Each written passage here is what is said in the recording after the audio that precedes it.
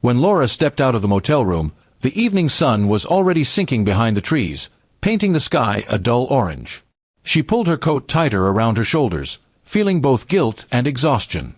Her plan had been simple: spend a few hours away from her husband, Mark, under the excuse of a work meeting, and return before dinner.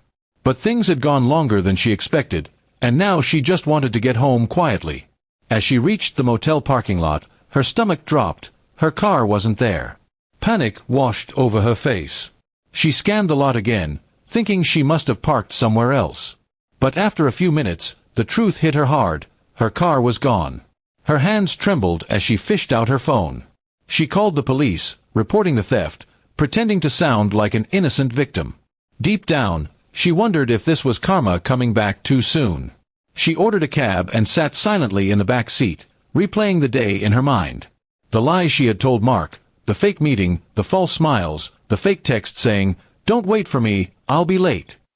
It all piled up in her chest like heavy stones. But what truly scared her was the thought of facing her husband without her car. Mark was sharp, observant, and lately more distant than ever. When she reached home, the front lights were off. That was unusual. Mark always left them on when he knew she'd be home late. She unlocked the door and stepped into the dark house. The air felt cold and still, too still. "Mark!" she called out softly, setting her bag on the counter. No response came back. As she moved through the hallway, she noticed something strange. The picture frames on the wall were gone. The wedding photo that had always hung by the stairs wasn't there anymore. Her chest tightened as she moved faster, opening drawers and cabinets. Many of Mark's things were missing: his clothes, his watch, even the old leather jacket he never wore. It hit her then: he had left. On the dining table, she found an envelope with her name written on it. Her hands shook as she opened it. Inside was a single key, her car key, and a letter. She sat down slowly, afraid to read it but unable to stop herself. "Laura," the letter began, "I know everything. I know about the motel, the man, the lies. You might have thought you were careful, but you weren't.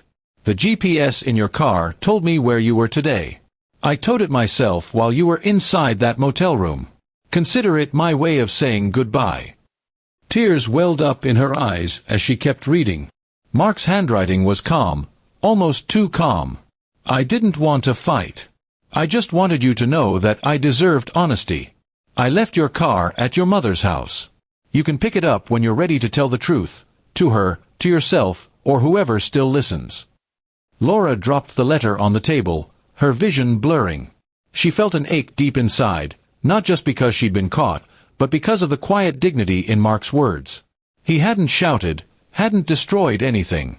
He'd simply walked away, leaving her to face her reflection and her choices. She ran to their bedroom, hoping somehow he'd still be there. But all she found was emptiness. The wardrobe doors hung open, and half of everything inside was gone. On his pillow was his wedding ring, placed carefully as if it were a final gesture of respect. Laura sank to her knees, clutching the ring, crying into the silence. For the first time, she realized that the worst thing wasn't losing her car, it was losing the one person who had loved her despite all her flaws. The guilt she'd buried so deep now surfaced, suffocating her with the truth she had avoided for so long. She wandered into the living room, noticing how lifeless the house felt. The laughter, the warmth, the sense of home, it was all gone. Every corner whispered a memory, every shadow felt like Mark's quiet disappointment. Later that night, she sat by the window, holding the letter again, reading it over and over. There was no anger in his words, just finality. He had freed himself from her lies, and that freedom was the punishment she could never escape.